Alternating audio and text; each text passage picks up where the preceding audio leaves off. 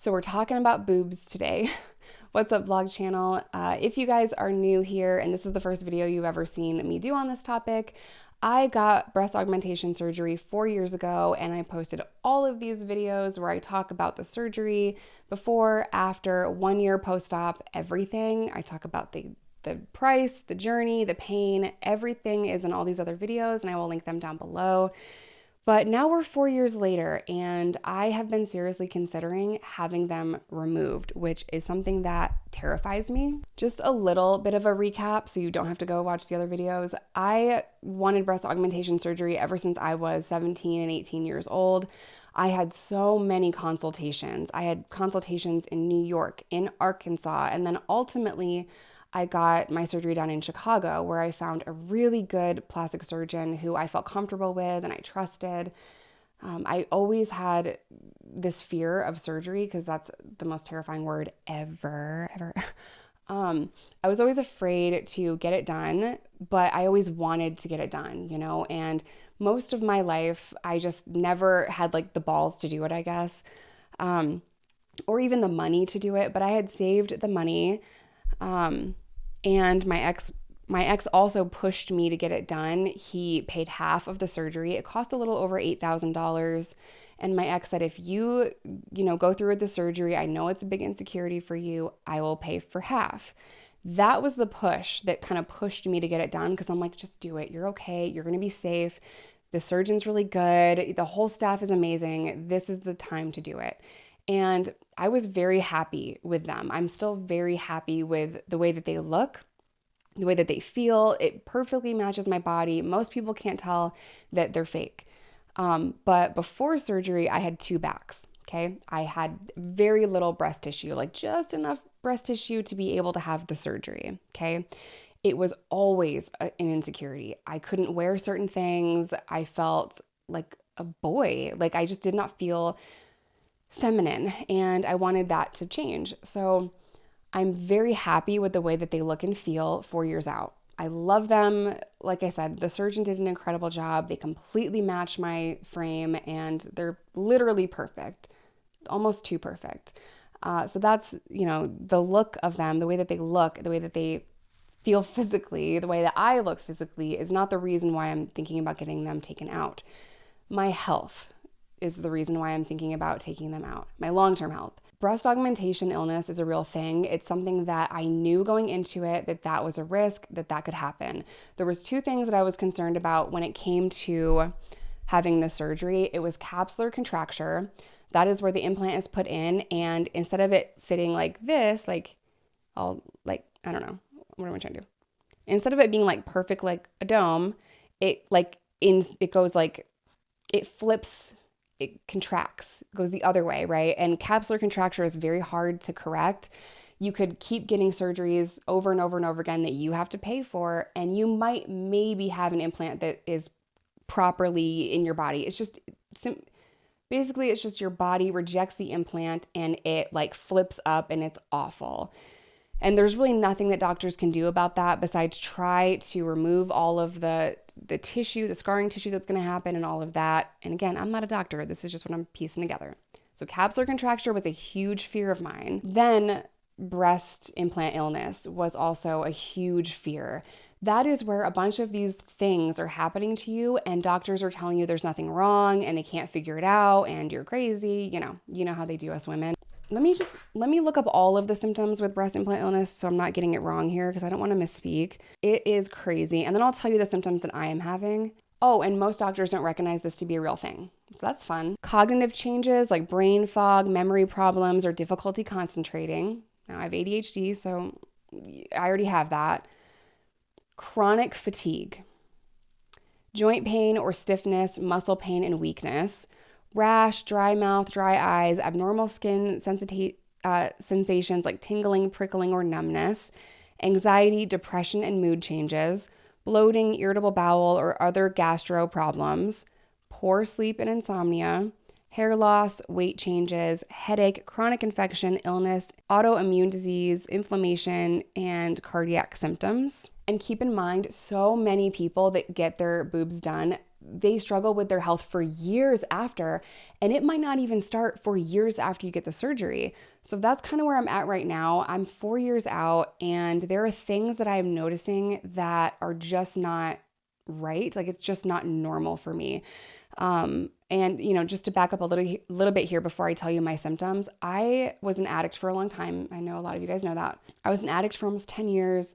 And then many years into my recovery, I was diagnosed with Hep C. And I went through the treatment and I cured my liver, and my health improved dramatically. I was no longer tired or fatigued. I had a lot less brain fog. I felt really good. I felt a lot more energetic. Keep hitting this microphone. I just felt so much better. And then I want to say 3 years after I cured my liver, maybe a little bit more, is when I got breast augmentation surgery. So my symptoms are, and you guys probably can tell once I mention it out loud, I have to take deep breaths all the time.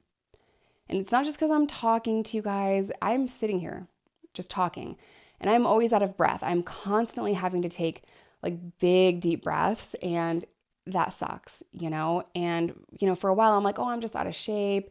Yeah, they are kind of heavy feeling, but I just need to work out more. Well, my fatigue is back just like it was before I cured my Hep C. I'm always tired. I always have brain fog. I have PTSD and ADHD, and the symptoms of PTSD and ADHD are depression and stuff like that. So it could just be that.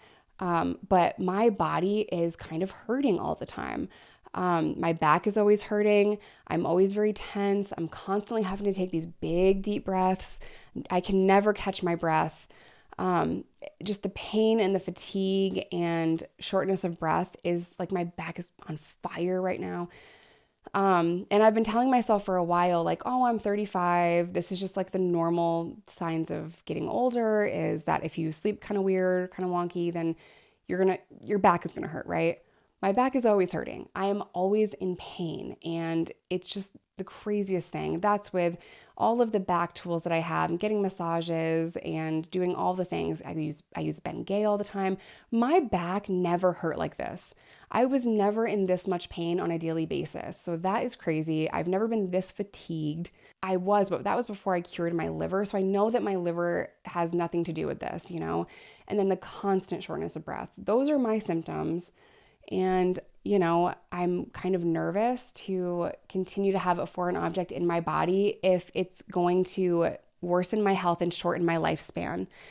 And if it comes down to living longer and being here for my kids longer, or, having some beautiful tatas that look good in some outfits, I would choose being here longer for my kids.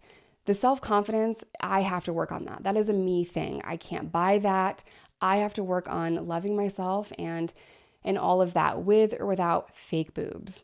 I know a lot of women that talk about this, that say, I got them for me, I got them for me, I got them for me. And while I do think that's true, I did get them for me. It was a huge insecurity, but I also think that society and what we believe is beautiful, we have this little social construct of what is beautiful and feminine and all of that, and the things that men are attracted to. I think that plays a role. And it's hard to say that because, it's very hard to be attracted to men and also hate men. Not all men, but it's very hard to say that I did something this drastic for men, because at the time I did not believe that. I got them for me. I was insecure, but why was I insecure? Because of this standard of beauty that we have in society. That's why I was so insecure. And I was very insecure. My confidence, I thought, tattoos, titties, and teeth. If I straighten my teeth and I get ink and I don't have to see my track marks and I get tits, then I'm going to finally feel confident in my skin. And while I love my body now more than ever, I also have to be honest with myself. And if I love my body the way that I need to love my body, then I don't think I can continue to have implants.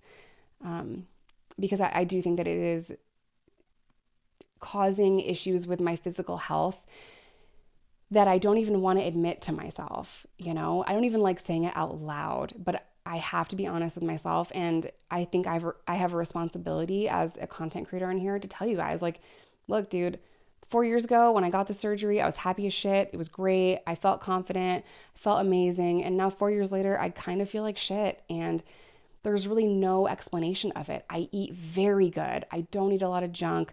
I exercise kind of, as much as I can. I chase a toddler around now, so I'm getting the cardio in. I eat great. I take a lot of supplements, like turmeric and milk thistle and all the dandelion, all the things for my liver still. I'm very healthy when it comes to what I put in my body. I don't think there's any other explanation besides it's breast implant illness, and it sucks, especially because I know there's people that are going to get in the comments and say, I told you so. Okay, you win. You win. High five. They were fun for a while though. Oh, also the surgery costs a lot of money to take them out as well. So I can't afford it right now. But when I can't afford it, then I will. I'm going to be making a video on finances after leaving domestic violence and narcissistic abuse as well. So just to give you guys an idea of the content coming out, super transparent shit, All right, I'm going to end today's video here. If you have an experience like this, please let me know in the comment section down below. If you've had implants and then removed them, how are you feeling? How was confidence and your physical health and all of that? Please let me know your experience if you've specifically gone through this. And I will see you guys in my next one. Bye.